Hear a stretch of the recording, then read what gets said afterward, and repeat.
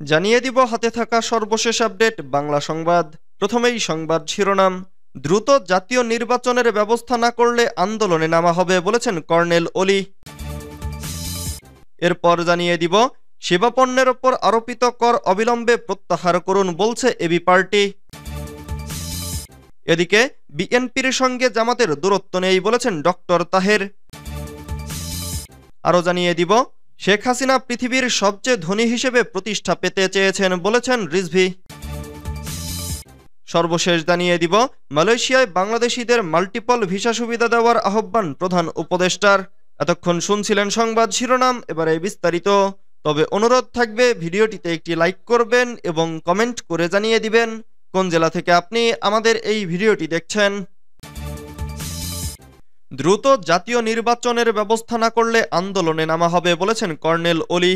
Liberal Democratic পার্টির president doctor colonel ওলি আহমেদ বীর বিক্রম বলেছেন, অন্তর্বর্তী সরকার জনগণের প্রত্যাশা পূরণ করতে ব্যর্থ হয়েছে।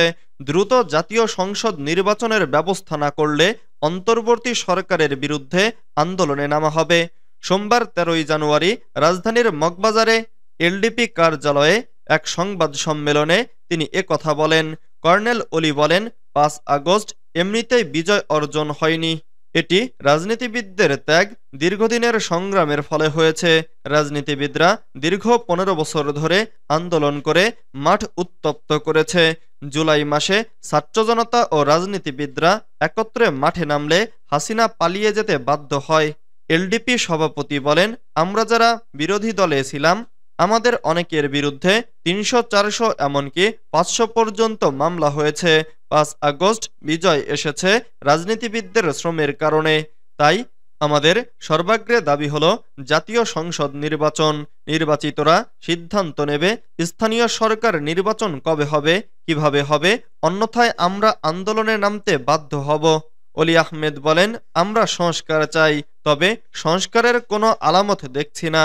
গত 6 মাসে কোনো দুর্নীতিবাজ লুটেরাদের বিরুদ্ধে ব্যবস্থা নিতে দেখিনি। আশানুরূপ সংস্কার কাজে অগ্রগতি না হওয়ায় জাতি হতাশ। জাতি অন্তর্বর্তীকালীন সরকারের কাছে অনেক কিছু আশা করেছিল। আমি মনে করি তারা অপারগ, তাদের সেই দক্ষতা, অভিজ্ঞতা ও কর্মস্পৃহা নেই। এলডিপি সভাপতি আরও বলেন, এভাবে চলতে থাকলে বর্তমান সরকার জনরোষে পড়বে। বর্তমান সরকারের উপদেষ্টারা ঠিকমতো তাদের দায়িত্ব পালন করতে পারছেন না। রাষ্ট্রীয় পৃষ্ঠপোষকতায় নতুন রাজনৈতিক দল গঠনের চেষ্টা চলছে। সংবাদ সম্মেলনে এলডিপি মহাসচিব ডক্টর রেদওয়ান আহমেদ সহ পার্টির সিনিয়র নেতারা উপস্থিত ছিলেন।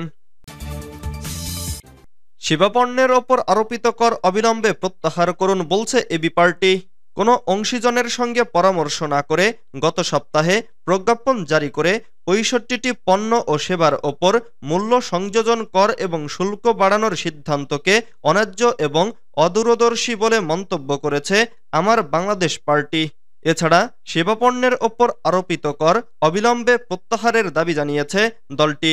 সোমবার 13 জানুয়ারি কেন্দ্রীয় কার্যালয়ে আয়োজিত এক সংবাদ সম্মেলনে এবি পার্টির নেতারা বলেন, যে সময় আওয়ামী লুটেরাদের ধ্বংস করে দেওয়া অর্থনীতি পুনরুদ্ধারের আয়োজন চলছে, সে সময়ের মধ্যে নিম্নবিত্ত স্বল্প আয়ের নাগরিকদের ওপর এ ধরনের পরোক্ষ করের বোঝা চাপিয়ে দেওয়া জুলাই আগস্ট 2024-এর ঐতিহাসিক গণঅভ্যুত্থানের পরিপন্থী। একই সময়ে টিসিবির ট্রাক পরিচালিত নিম্ন আয়ের মানুষের জন্য কম দামে পণ্য বিক্রি বন্ধ করার সিদ্ধান্তকেও আত্মঘাতী বলে মনে করে এবি পার্টি। আজ ভ্যাট বৃদ্ধি ও শুল্ক ব্যবস্থাপনা নিয়ে পার্টির কেন্দ্রীয় কার্যালয়ে আয়োজিত সংবাদ সম্মেলনে এ বক্তব্য দেন এবি পার্টির নেতারা। বিএনপির সঙ্গে জামাতের দূরত্ব নেই বলেছেন ডক্টর তাহের। বিএনপির সঙ্গে বাংলাদেশ জামাতে ইসলামীর তেমন কোনো বিরোধ নেই বলে মন্তব্য করেছেন জামাতের নায়েবে আমির ডক্টর সৈয়দ আবদুল্লাহ মোহাম্মদ তাহের। তিনি বলেছেন, জামাত ও বিএনপি জাতির কল্যাণে একসঙ্গে কাজ করছে এবং করবে। সোমবার 13 জানুয়ারি সকালে রাজধানীর মগবাজারে বাংলাদেশ জামাতে ইসলামীর কেন্দ্রীয় কার্যালয়ে দলের আমির ডক্টর শফিকুর রহমানের সঙ্গে সৌজন্য সাক্ষাৎ করেন বাংলাদেশে নিযুক্ত ব্রাজিলের রাষ্ট্রদূত পাওলো ফার্নান্দো দিয়াস ফেরেস। সাক্ষাৎ শেষে আয়োজিত সংবাদ সম্মেলনে সাংবাদিকদের প্রশ্নের জবাবে ডক্টর তাহের এসব কথা বলেন। তিনি বলেন, জামাতের সঙ্গে বিএনপির বিরোধ নেই। ছোট ছোট বিষয়ে বিভিন্নজন বিভিন্ন দিকে কথা বলছেন। বিএনপির নজরুল ইসলাম খান সরাসরি বলেছেন, বিএনপির সঙ্গে জামাতের কোনো বিরোধ নেই। জামাতে ইসলামীও বিএনপির সঙ্গে কোনো বিরোধ অনুভব করে না। আমরা একসঙ্গে কাজ করছি এবং করব। রাষ্ট্রদূতের সঙ্গে সাক্ষাৎকারে আলোচনার বিষয়ে তিনি বলেন, ব্রাজিলের রাষ্ট্রদূতের সঙ্গে আমরা দীর্ঘক্ষণ আলোচনা করেছি, যা অত্যন্ত গুরুত্বপূর্ণ ছিল। ব্রাজিল যেসব পণ্য রপ্তানি করে সেগুলো কিভাবে পাঠাতে পারে সে বিষয়ে আলোচনা হয়েছে। বাংলাদেশ থেকে ফার্মাসিউটিক্যাল পণ্য ও গার্মেন্টস পণ্য কিভাবে রপ্তানি করা যায় সে বিষয়ে আমরা আলোচনা করেছি। ব্রাজিলের বড় কোনো অর্থায়ন বাংলাদেশে নেই।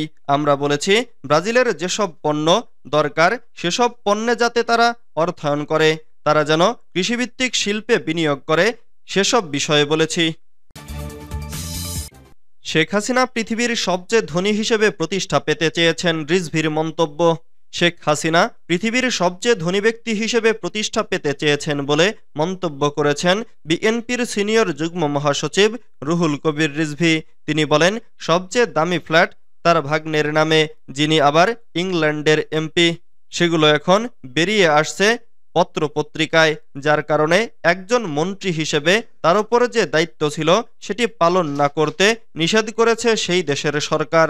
সোমবার 13 জানুয়ারি রাজধানীর নয়াপল্টনে বিএনপির কেন্দ্রীয় কার্যালয়ের নিচে দোয়া মাহফিলে এসব কথা বলেন রিজভী।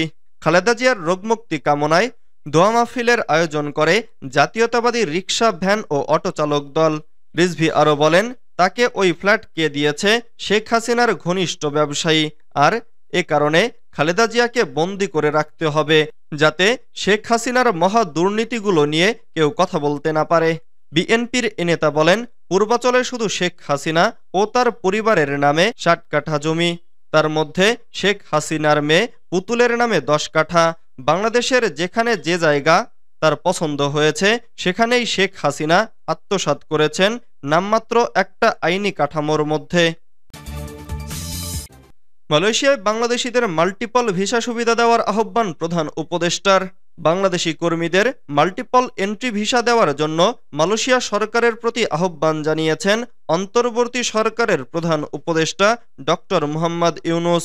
সোমবার 13 জানুয়ারি রাষ্ট্রীয় অতিথি ভবন যমুনায় অধ্যাপক ইউনুসের সঙ্গে সাক্ষাৎ করতে যান মালয়েশিয়ার হাই কমিশনার মোহাম্মদ সুহাদা ওসমান। আলাপকালে প্রধান উপদেষ্টা এ আহ্বান জানান। মালয়েশিয়ায় কাজে যোগদানের তারিখ অতিক্রম করা 18,000 বাংলাদেশি কর্মীকে পুনরায় সুযোগ দেওয়ার আহ্বান জানান প্রধান উপদেষ্টা। এ বিষয়ে হাইকমিশনার সুহাদা বলেন, মালয়েশিয়া ও বাংলাদেশের কর্মকর্তাদের সমন্বয়ে একটি যৌথ কারিগরি কমিটি গত 31 ডিসেম্বর কুয়ালালামপুরে এ বিষয়ে একটি বৈঠক করেছে। আগামীকাল মঙ্গলবারও একই ধরনের একটি বৈঠকের পরিকল্পনা করা হয়েছে। গত অক্টোবরে ঢাকায় মালয়েশিয়ার প্রধানমন্ত্রী আনোয়ার ইব্রাহিমের সফরের কথা উল্লেখ করে ডক্টর ইউনুস আশা প্রকাশ করেন, মালয়েশিয়া প্রক্রিয়াটি দ্রুত শেষ করবে, যেন পরবর্তীতে আরও কর্মী মালয়েশিয়া যাওয়ার পরিকল্পনা করতে পারে।